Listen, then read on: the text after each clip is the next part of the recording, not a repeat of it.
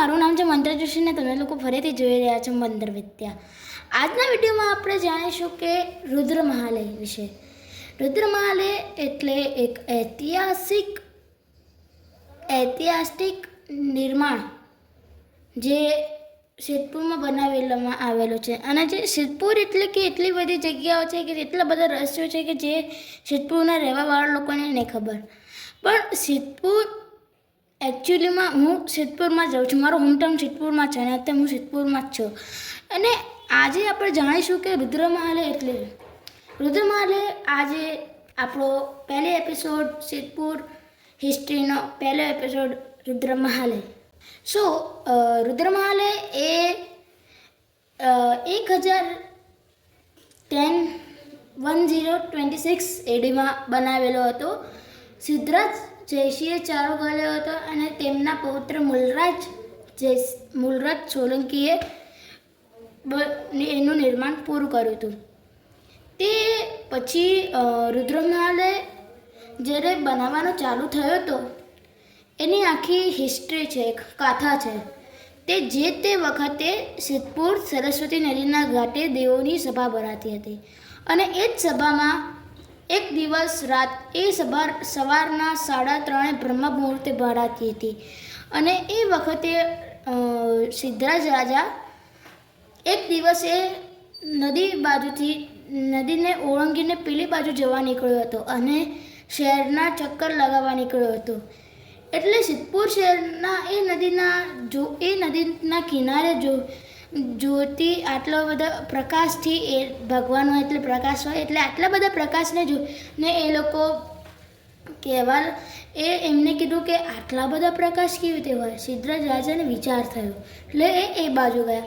એટલે ઘાટ તરફ જતા એમને ખબર પડી કે આ જગ્યા એમને બધા દેવતાઓને દેખ્યા અને પછી દેવતાઓને જોઈ લીધા અને એ પણ કોઈ બી ધ્યાન કે પરિશ્રમ કર્યા વગર કે કોઈ બી દેવતાને જોવા હોય તો આપણે એનામાંથી કીર્તન ભજન ધ્યાન સમાધિ બધું કરવું પડે. એટલે આ વસ્તુ કર્યા વગર એને ભગવાનને જોઈ લીધા હતા. એટલે એને ભગવાનને જોતાં જ કહ્યું કે એટલે પછી કહ્યું કે દેવતાઓની અને દેવોની સભા અહીંયા ભરાય છે. એટલે એ સભાના મુખ્ય હતા ભગવાન શિવ. એટલે ભગવાન શિવે કીધું કે તે આ પાપ કર્યો છે તેના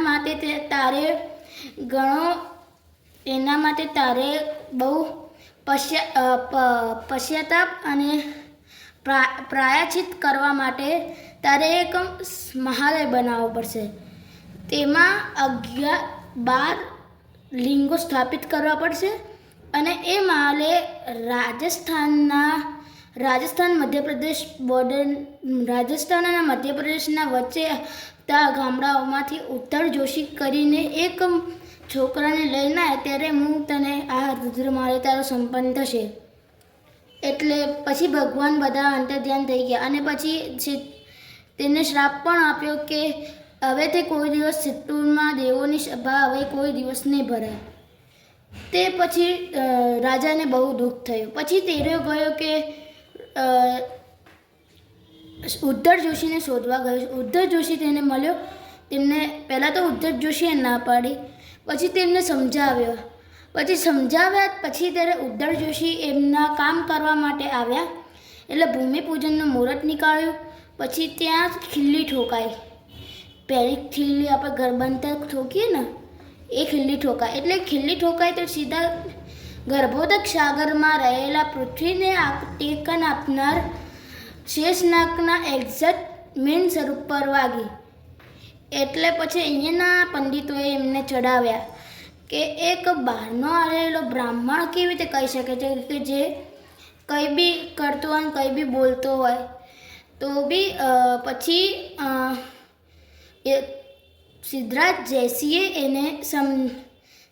જયસિંહે એ બરાબર ખીલ્લી લાગી છે કે નથી લાગી એના માટે એને એ ખીલ્લી ઉખાડી. તે લોહીના ફુવારા ઉડ્યા. એટલે પછી કીધું કે ફરીથી બંધ કરી દો. પણ એટલે એ જ સમયે શેષનાગની મુખની દિશા આમ થઈ ગઈ એટલે એ ખીલ્લી આવી છે એમની પૂંછડી ઉપર. જ્યારે શેષનાગની પૂંછડી પર ખીલ્લી આવે ત્યારે સમજી લેવું કે એ ઘર જલ્દી પડી જશે. પછી આ વસ્તુ ઉદ્ધર જોશીએ દેખી તો ઉદ્ધર જોશીએ કહી દીધું કે હવે જ્યારે 120 કે 130 વર્ષ પછી અલાઉદ્દીન ખિલજી આ તારીખે આ સમય આટલા જ વાગે એ આખો આ રુદ્રમાલે ધ્વંસ કરી દેશે. રુદ્રમાલેનો પાડી નાખશે, તોડી નાખશે. અને અત્યારે ખાલી તમે 2 જ માળ છે, તમે આ પાછળ જોઈ શકો છો. અને એ જ 2 જ માળમાં આખો રુદ્રમાં લે છે. અને એ આપણા ગૌરવની વાત છે, ગુજરાતના ગૌરવની વાત છે કે જે ગુજરાતનો સૌથી પહેલો 2 માળનું મકાન છે. 2 માળનું કોઈ બિલ્ડિંગ કે કોઈ બી આર્કિટેક્ચર 2 માળનું. ને એ આર્કિટેક્ચર એવી નક્કાશીને બનાવેલો છે કે તમે જો એને અદ્ભુત થઈ આશ્ચર્યચકિત થઈ શકો છો. સો આજના વિડીયો માટે આટલું જ. કાલનો બીજો એપિસોડ સિદ્ધપુર સિરીઝનો આપણે ફરીથી જોઈશું. સૌને નમસ્કાર. અને મારાથી કોઈ ભૂલચૂક થઈ હોય તો તમે કોમેન્ટ બોક્સમાં લખી શકો છો. અને આ વિડીયો તમે ગમ્યો હોય તો લાઈક કરો, શેર કરો, સબસ્ક્રાઈબ કરો. નમસ્કાર.